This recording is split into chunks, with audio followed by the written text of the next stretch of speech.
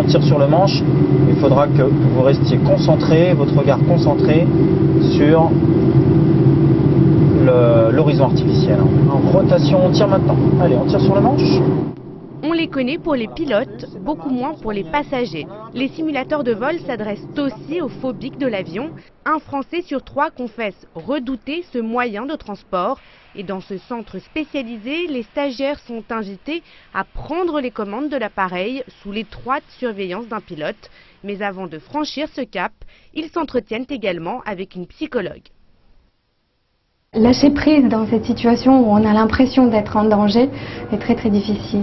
Et donc le fait de faire le stage, finalement, ça permet à la fois d'apprendre des techniques de gérer son stress, d'apprendre aussi des techniques pour gérer ses propres pensées et arriver à avoir des pensées différentes par rapport à la situation. Plus on se dit n'aie pas peur, plus on s'angoisse et plus la peur revient. Et c'est des choses qui restent quand même faciles à traiter. Donc il ne faut pas se décourager. Peur des turbulences, des orages, des pannes, du crash. Pendant cette journée, tout est passé en revue. Le but, démystifier l'avion.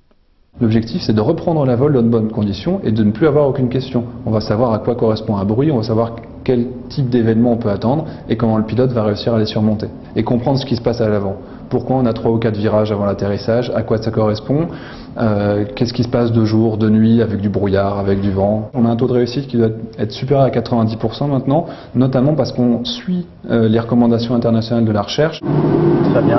Décollage, montée, croisière, descente puis atterrissage en conditions réelles.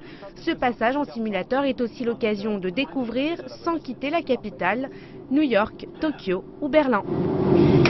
Ok, on est posé, je vais engager les reverse qui nous permettent de freiner l'avion.